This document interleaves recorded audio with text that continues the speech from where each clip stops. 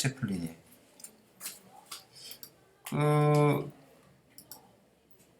네, 한번 보여드리면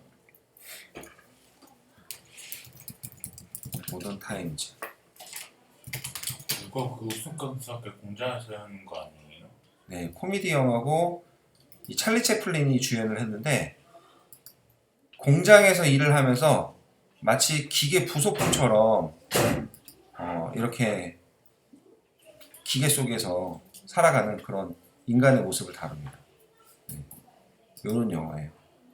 그러니까 지금 이 영화에서 풍자하고 있는 게 뭐냐? 인간이 현대사회에서 기계 부품처럼 이렇게 살아가는 거죠. 예를 들어서 공장에서 어떤 사람이 일을 한다고 칩시다. 그 공장에 그 사람은 꼭 필요한 사람이 아니면 다른 사람을 바꿀 수 있는 사람. 다른 사람을 바꿀 수 있어요. 내가 그만두면 공장이 굴러갈까? 네, 굴러갑니다. 그대로. 잘 굴러갑니다. 네. 그래서 기계 부품처럼 노동을 할 수밖에 없다. 그리고 서로 경쟁을 시키는 거지. 그런 사회에 대한 비판을 다루고 있다. 뭐 얼마 전에 PD 수첩에도 나왔지만 쿠팡이라는 그 회사가 대기업인데 그 새벽 배송을 해주잖아요. 로켓 배송이라고 해서. 그래서 밤에 12시 전에만 시키면은 다음날 새벽 7시 전에 배송이 와요. 근데 그러기 위해서는 어떻게 해야 되냐면 밤에 배송 기사들이 엄청나게 빨리 달려야 되고 그 다음에 뛰어다녀야 됩니다. 화장실 갈 시간이 없어서 물을 안 마신다고 해요. 그래서 거기서 뭐 몇 개월을 일하면은 살이 쭉쭉 빠진다고 하더라고요. 그러다가 많이 죽었어요. 몇 명이. 그래서 7시가 딱 넘어가잖아? 그럼 이제 벌칙이 있는 거야. 7시 넘어서 배송이 됐다. 7시 1분에 배송이 됐어. 그러면은 이제 뭐 월급이 줄어들거나 일을 주지 않거나 그렇게 됩니다. 그래서 뭐 그 PD 수첩에 나왔는데 아빠가 죽었는데 어린 아이가 자기 아빠 죽은 걸 잘 몰라. 근데 그러면서 엄마 우리 아빠가 로켓 배송이 연료가 됐대. 그게 무슨 말이야? 배송기사들이 이렇게 열심히 뛰어서 네, 배송이 되지만 로켓 배송이라고 했는데 이 배송기사들의 그런 죽음으로 네, 이어지는 거죠. 그래서 소모가 되는 겁니다. 연료로. 네, 그런 비판도 볼 수가 있는 거죠. 자, 아무튼 경쟁해야 살아남는 그런 현실 사회에 대한 비판이에요. 과장된 상황을 설정했다. 주제를 효과적으로 드러낸다. 등장인물을 대리, 과장, 부장으로 직급으로 제시했다. 경쟁사회를 살아가는 모습이고요. 여운을 남기는 방식으로 되어 있습니다. 자, 눈이 엄청 많이 왔죠? 네, 눈이라는 건 여기서 부정적 의미예요. 시련이라든지 장애물이라든지 현실의 부담감 등을 상징합니다. 알겠죠? 문학에서 눈이 많이 내리는데 이 작품에선 부정적인 의미의 눈이다. 아시겠죠? 자, 그러면 줄거리부터 한번 같이 읽으면서 내용 정리해 보도록 할게요. 자, 앞에서부터 시작. 새 저출근날 회사에는 주인공 남자는 방제 내린 눈이 허리를 넘어서는 만큼 쌓여 출근할 수 없게 된다. 초조함 속에서 하루를 더 보낸 남자는 결국 눈을 파헤치며 회사로 향하지만 금세 지쳐버린다.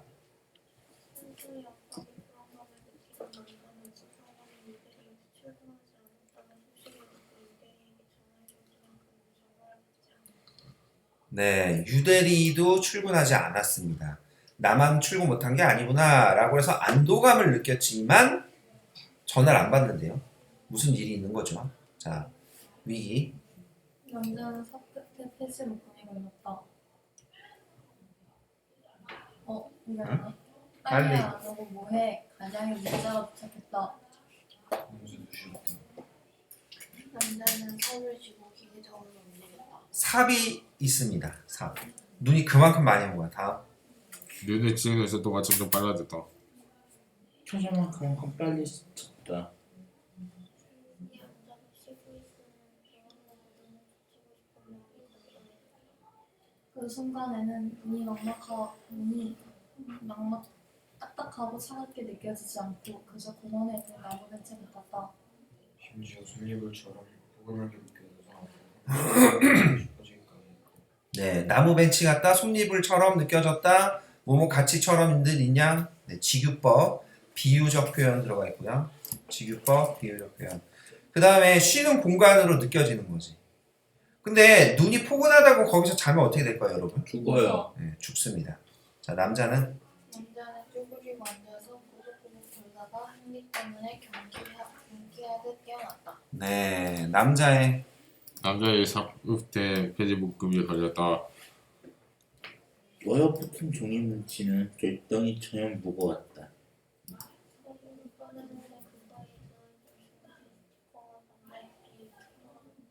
네, 중국집 스티커가 네, 떨어집니다. 손바닥 손바닥만한 단무지에는 짜장면과 짬뽕, 볶음밥 사진이 인쇄되어 있다. 하얀 종이에서 까맣고 빨간 색상이 너무 생겨났다. 남자는 자신이 아침, 점심도 과한 채 삽질을 했다는 걸 깨달았다. 머릿속에서 짜장면과 짬뽕의 냄새가 천천히 피어났다. 그건 아주 먼 옛날에 먹었던 것처럼 아득하고 그리운 맛이었다. 네, 후각적이고 미각적, 즉 감각적인 묘사가 들어가 있습니다. 다음 짜장면 곱빼기 한 그릇만 먹고 나면 회사까지 갈 힘이 생길 것 같았다. 더 먹고 살려고 하는 일아니죠. 남자는 홀린 듯 휴대전화를 꺼냈다. 네, 지금 눈을 삽으로 치워야지만 나아갈 수 있는 상황인데 짜장면 배달이 정상적인 상황이면 오는 게 맞아, 안 오는 게 맞아? 안 오는 게 맞아요. 못 오죠. 이거 어떻게 배달을 하겠어.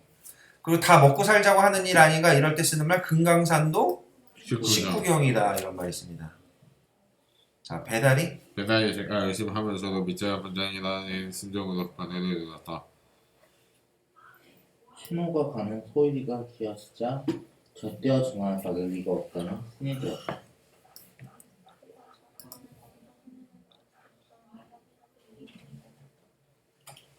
그래서 여보세요라는 굵직한 목소리가 튀어나왔을 때 남자는 당황해서 아무 말을 하지 못했다. 네, 그래서 당황을 했어요. 전화를 받네요. 다음 여보세요. 상대가 한 번 더 말한 뒤에 우리가 죽을 줄 알았으니까 네, 진성각입니다. 혹시 지금 배달이 됩니까? 주소가 어떻게 되세요? 자, 눈이 오는데 배달을 하겠다는 거야. 평범한 상황이라면 이상하지 않겠지만 눈이 이렇게 폭설이 내린 상황에서는 주고받기 어려운 대화죠. 그쵸?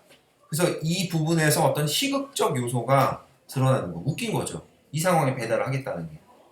자, 근데 여러분, 너네 알다시피 우리나라는 배달의 민족 아니에요? 네. 그래서 배민이 있는데 참고로 눈이 많이 오면은 배민에서 배달을 아예 안 할까요? 하기는 그 하는데 배달 주문권을 콜이라고 하는데 그 콜이 네 아예 없지 않습니다. 그 상황에서도 뭐 진짜 간절하게 뭘 먹고 싶은 사람, 먹어야 되는 사람이 있을 거 아니야? 그럼 어떻게 되냐면 배달 기사들한테 배달 수수료를 2배, 3배로 띄워줘. 뻥튀기를 해주는 거야. 예를 들어서 배달 한 건당 3,000원에서 4,000원을 준다. 근데 폭설이 내렸다. 8,000원. 그러면은 8,000원, 10,000원을 주는 거야. 그러면은 사람이 욕심이 생겨 안 생겨? 생겨요. 생기죠. 그래서 나갑니다. 그러다 사고가 날 수도 있는데 그런 거예요. 근데 그 사람들이 왜 그렇게 목숨 걸고 배달할까 얘들아? 돈 벌려고. 그렇지. 경쟁하는 거예요. 먹고 살기 위해서 경쟁하는 겁니다. 그게 네 사지로 내모는 거죠. 자, 다음. 중국집 주인은 2시가 눈으로 덮을 받았다는 걸 모르는 것처럼 태연하게 물었다. 여기 주소가 남자는 두 번을 돌려보았다.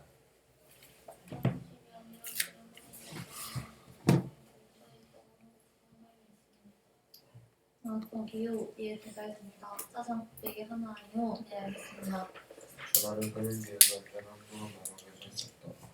뱃속에서 나는 꼴록 소리가 요란했다. 통화하면서 나눈 말들은 모두 장난이고 배고픔만 진짜인 것 같았다. 배달을 기다리는 동안 시간을 흐르지 않고 얻기 위해 차곡차곡 쌓였다.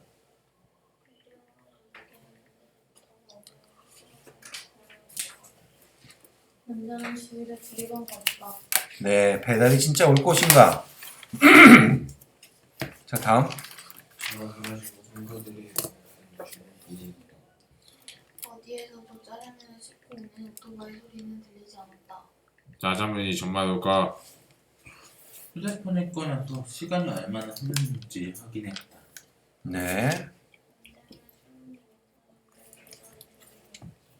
배달 올 리가 없지. 기대감이 들었다가 사그라들었다가 하는 거죠. 다음. 남자는 눈을 한 주먹 떠서 입에 쑤셔 넣었다가 돌을 붙였다. 가만히 계속 기다리고 있는 자신과 이상한 사람. 그때 오른쪽 골목 끝에서 안전모를 쓴 사람이 나타났다.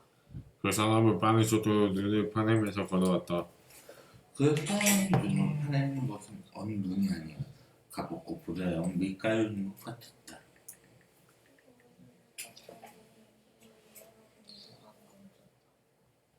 덕분에 남자와의 관계는 금세 가까워졌다.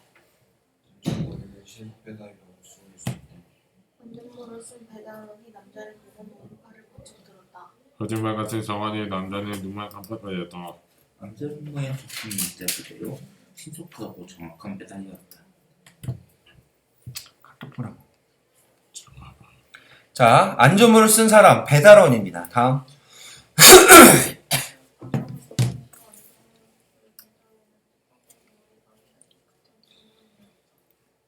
눈썹을 뚫고 오는 어깨와 신발이 좀 수상이었다. 먹고 그릇은 그냥 버리시는 겁니다. 네. 그래서 이 배달원은 짜장면을 직접 배달한 거예요. 이 눈을 뚫고.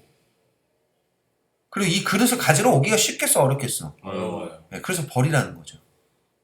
자, 다음.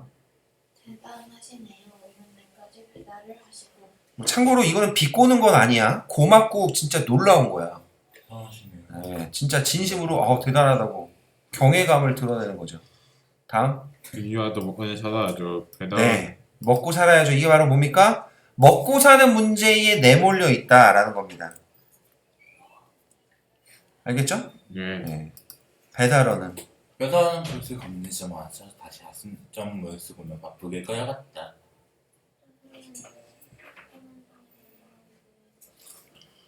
네, 쿠폰도 있어요. 이 짜장면 쿠폰 꼭 모아야죠.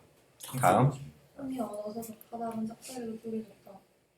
선생님 우선 문제와 유리한 문제 따뜻함은 생생해서 비현실적이고 네. 비현실적으로 느껴집니다. 젓가락을 젓가락을 쥐고 짜장면을 비우면서 남자는 코를 훌쩍거렸다. 원고 독점만 있어서 짜장면을 먹는 동안 남자는 세상이 자신의 상대로 몰래카메라를 찍고 있는 게 아닌가 의심했다. 네, 믿기지 않는 겁니다. 다음. 다신 처음 보잘것 없는 사람에게 관심이 있어서가 아니야.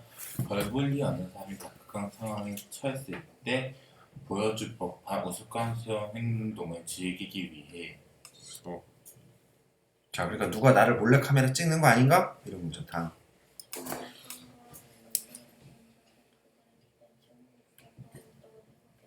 네, 아니면 자기 오징어 게임에 참가자인지도 모르겠다고 생각을 하겠죠. 자, 줄줄. 줄줄 흐르는 콧물을 손등으로 닦으면서 젓가락질을 하고 그릇까지 넘칠 밭에도 허겁지겁 하다 젓가락을 한짝 떨어뜨리기까지 했으니까 그걸 제대로 눈썹을 파헤쳤지만 결국 찾지 못하고 남은 짜장면은 젓가락 한 짝으로 긁어먹었다. 그래도 양념까지 깨끗하게 비웠다. 부끄러움이나 좌절감 같은 걸 느낄 저유가 없었다. 네, 생존의 문제이기 때문에 그런 거죠. 뭐라고요? 생존의 문제이기 때문에. 자, 회사까지. 회사까지의 거리는 이제 한 분의 1쯤 남아 있었다.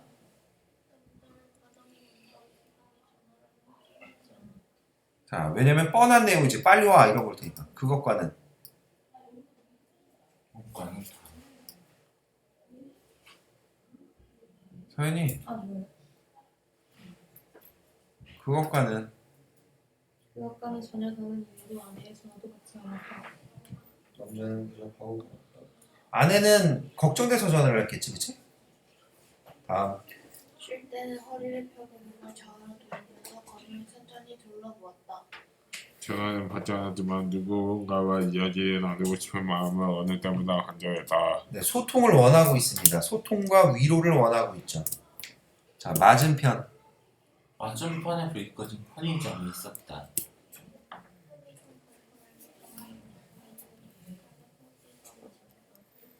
얼마 전까지 일상이었던 것들이 지금 손이 닿지 않은 저 밑에 파묻혀버렸다. 누가 어디로 들었는지 편의점 앞에는 남자의 기만한 인사가 서 있었다. 네, 눈사람 바로 스노우맨입니다. 스노우맨이 서 있었고 동그란 동그란 눈과 없는 모양을 한순 눈사람이었다. 그 웃는 얼굴을 보고 남자는 잠시 멈춰섰다. 눈이 재앙을 띠고 눈 때문에 일상이 무너진 곳에 서 있는 웃는 얼굴의 눈사람은 힘차는 농담과도 같았다.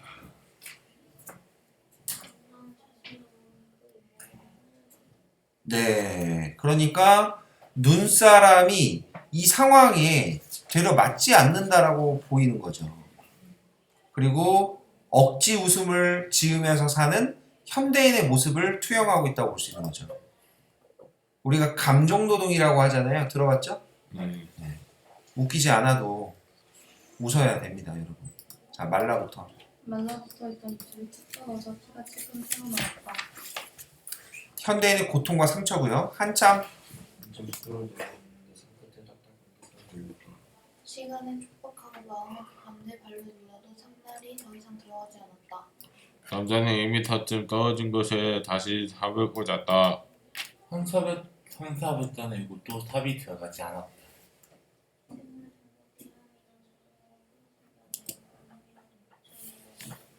하는 수 없이 방향을 옆으로 서서 봤다. 그때 어디선가 위아래처럼 목소리가 들렸다. 가느다란 목소리의 여자가 부르는 곡인데 멜로디가 있었다. 비록 벨소리이긴 하지만 그날 처음으로 듣는 음악이었다. 주머니 속 핸드폰 진동이 울리지만 남자는 무시해 버렸다. 또 재촉 전화일까봐. 다음. 아까와 같은 멜로디였고 눈을 펴닐수록 소리가 점점 커졌다. 자, 그러니까 이거 무슨 얘기야? 내 휴대폰은 아닌데 무슨 휴대폰 소리가 나? 그리고 그 소리가 가까워져. 바로 묻혀있는 상대와 가까워지게 되는 거예요. 남자는 길이 아니라 서둘러서 사는 손으로 눈을 쓸어낸 뒤에서야 소리의 진원지를 찾아낼 수 있었다. 그것은 눈속에 파묻힌 누군가의 휴대전화고 공교롭게도 빡빡하게 연구하지 안에 들어있었다. 그 누군가가 누구라고요? 유대이다. 네, 유대리입니다. 유대리는 어떤 사람이라고 원래? 우수사원. 네, 우수사원이었어요. 나는 자, 그러니까 일찍 나간 거야, 이 남자보다. 그런데 거기서 눈 속에 파묻힌 거죠. 자, 다음. 남자는 무릎을 꿇고 앉아서 손과 손으로 눈을 파냈다.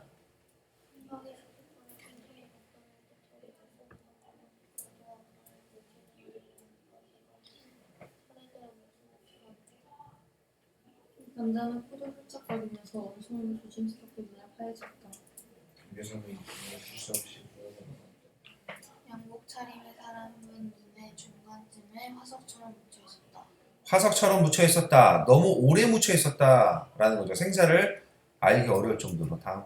장부 루과 와이셔츠는 주름을 그대로 간직한 채 얼어붙였고 검 붉은색의 실크 넥타이는 오래전에 흘린 피처럼 굳어 있었다.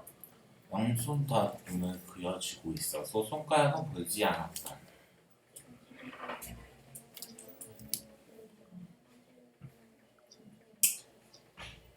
쌓인 눈을 두께도 가보면 그가 쓰러진 뒤에도 눈이 계속 늘었다는 걸 알 수 있었다. 네, 그러니까 남자가 눈을 치우다가 눈 속에 파묻힌 누군가를 발견했습니다.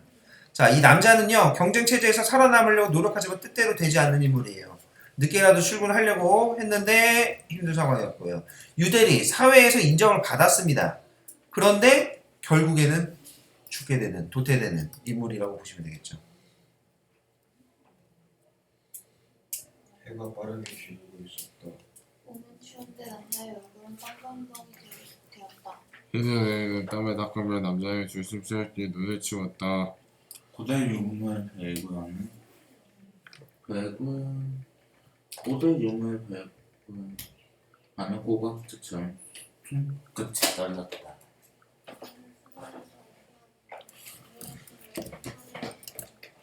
혹시라도 맥박이 뛰는 줄 확인하려던 남자가 바닥에 그대로 주저앉았다. 눈 속에서 화석이 된 사람은 집에도 없고 전화도 받지 않았던 유대리였다. 누구와 남자는 유대리의 몸을 흔들었다.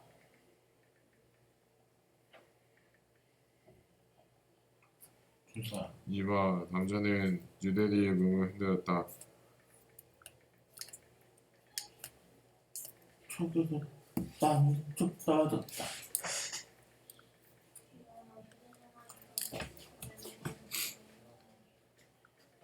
나 유대리를 부르는 남자의 목소리가 떨렸다. 유대리의 전화기를 주워 기회를 주면 자, 그다음. 여기 눈 속에 유대리가 있어요. 하지만 그 말이 눈 밖으로 나오지 않고 남자의 입안에서 딱딱하게 묻었다. 눈 속에서 파묻힌 사람의 정체가 밝혀졌어요. 유대리도 무리하게 출근하다 눈 속에서 파묻혀서 죽었던 거고 그 벨소리는 유대리의 것이었던 거죠. 자, 해가 해가 지고 주위는 어느새 어둑어둑해졌다. 이제 1시간 정도만 파고 가면 회사 도착할 수 있을 것 같은데 남자는 회사 쪽을 쳐다보았다. 앞으로 나아가기에도 다시 돌아가기에도 만만치 않은 거리였다. 게다가 남자는 너무 지쳐있었다. 그는 유대리 옆에 조금이 완전히 숨을 걸렸다. 주름이 밀려났지만 주저앉으려고 눈을 부릅 떴다. 네, 우선은 앞으로 나아가지도 못하고 돌아가지도 못하고 진퇴양난이라고 그러지? 진퇴양난 또는 비슷한 말 뭐 있습니까? 성어 방한테 많이 했는데 그렇지 사면초가 그 다음에 누란 지위, 누란 지세 뭐 이런 것들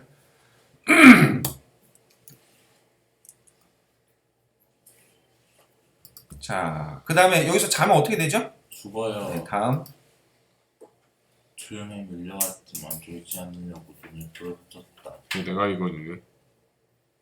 눈더미 눈더미 읽어 눈더미는 딱딱하거나 차갑게 느껴지지 않고 그저 공원에 있는 나무 벤치 같았다. 네, 편안하게 느껴지는 겁니다. 눈을 파내고 싶은 마음이 사라지는 거예요. 포기하고 싶은 겁니다. 보통 이런 걸 무슨 적이라고 그래? 체념적 태도라고 볼 수 있죠. 체념적 태도. 자, 자포자기하는 거죠. 자포자기하는. 자, 다음. 네, 뭐처럼 직유법 들어가 있고요.